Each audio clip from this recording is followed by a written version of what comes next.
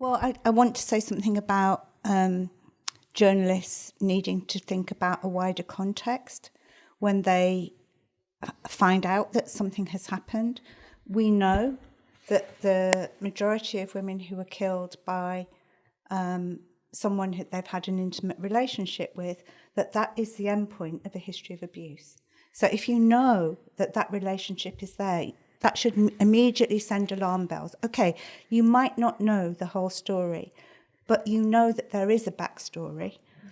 And so you don't go for the easy, in the early days of Justice for Women, we used to call it the nagging and shagging defence, where you pick up these stereotypes of relationships, and particularly of women in relationships.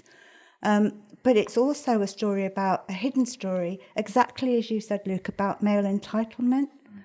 That underneath that idea that a woman might have had another relationship, or she might be frustrated and angry in a relationship, that isn't just about her, it's about what's going on between the two of them.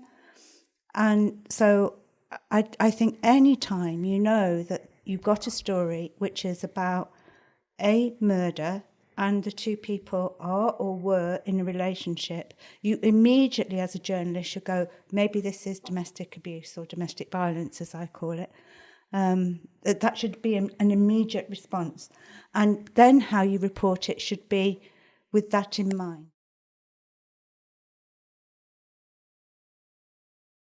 Yeah, so I think the key thing is understanding domestic abuse, what it is and why it exists. And it's not an emotional, uncontrollable reaction that men have and somehow women can never have or understand, that just happens when a woman provokes them.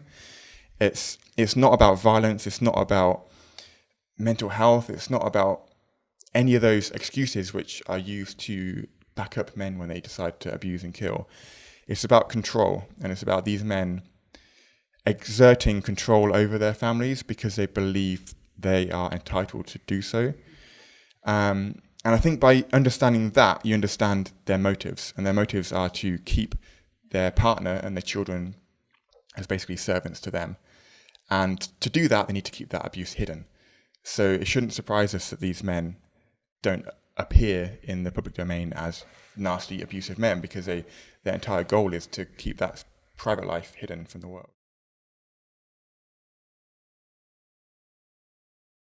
When journalists are not reporting the context and the character of relationship, every single one of those articles is a missed opportunity to raise awareness, to signpost to services. If women who are reading that article think, my husband is incredibly controlling, my husband's threatened to kill me, I'm going to call this number.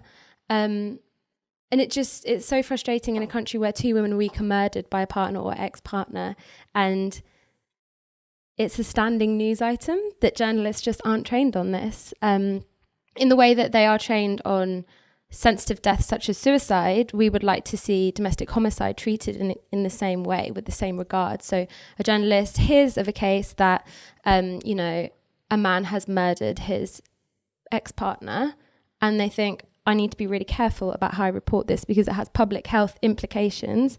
I'm going to look at the guidelines and I'm going to do a really good job of this.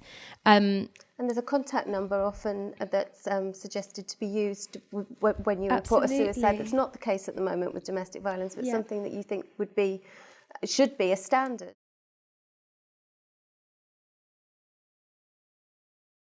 So I think people, as individuals as well as journalists, I think it's about taking stock and thinking, well, if this was someone I knew, how would I want this to be reported?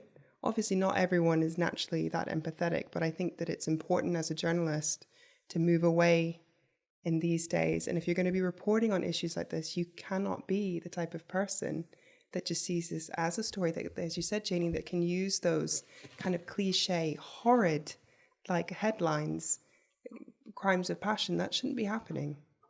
We should be moving away from stuff like that. It's the same thing as using just kind of derogatory language in any form of media.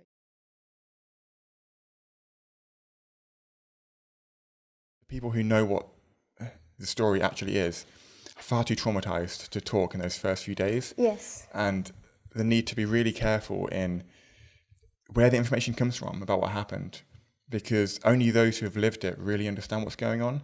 And you cannot get a full story by just talking to a neighbor or someone down the street who might have witnessed the family on outings.